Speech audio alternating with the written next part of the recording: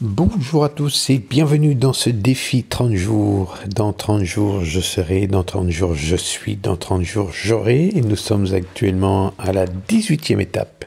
Et nous allons parler aujourd'hui de la respiration. Alors la respiration, c'est super important.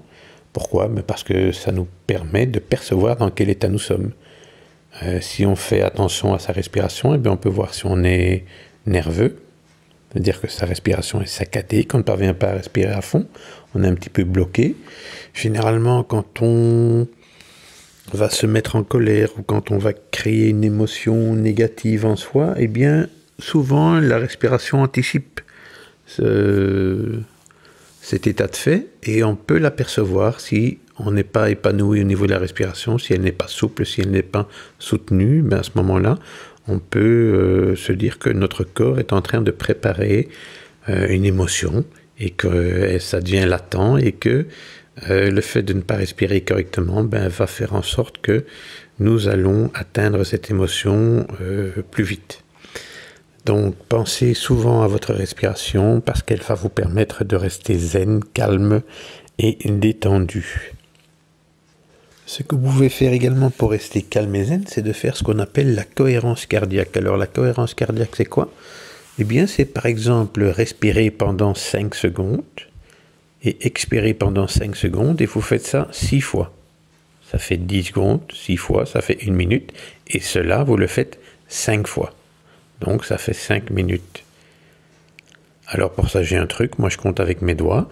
Avec ma main gauche, je compte le nombre de fois où je respire et j'inspire, c'est un cycle, un doigt, un deuxième cycle, et puis quand je suis arrivé au 5e doigt, eh bien je prends un doigt de l'autre main pour faire la 6e fois, et à ce moment-là, eh bien j'ai fait mon cycle de 6 respirations et 1 minute.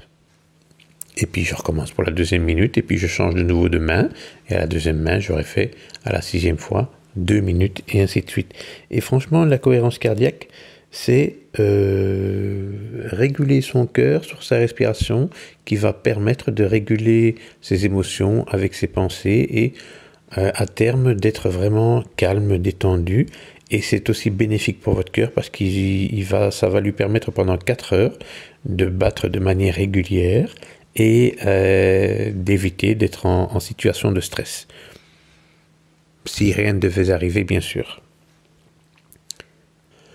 Alors la respiration est également importante pour se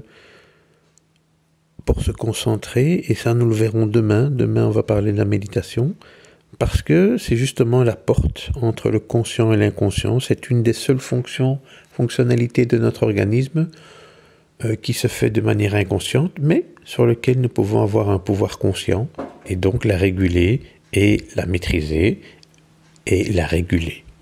Voilà, donc j'espère que j'ai été clair avec ceci, donc n'hésitez pas, pensez le plus souvent possible à votre respiration durant la journée, sentez dans quel état vous êtes, si vous êtes tendu, essayez de percevoir votre respiration, ou si vous avez déjà anticipé en disant tiens, il faut que je respire doucement, et bien regardez un petit peu l'état dans lequel vous étiez et l'état vers lequel vous allez, parce que de par la respiration souple, soutenue, calme, détendue, et bien à ce moment-là, vous pouvez réguler la chimie dans votre corps. Vous pouvez également vous motiver grâce à la respiration.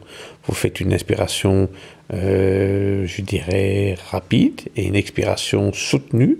Donc, par exemple, vous faites ça 3-4 fois et en le faisant, eh bien, vous allez voir que vous allez changer la chimie à l'intérieur de vous. Donc, cette respiration, c'est vraiment le Graal, parce que vous pouvez percevoir comment vous vous sentez et vous pouvez également changer votre état et devenir plus serein grâce à elle.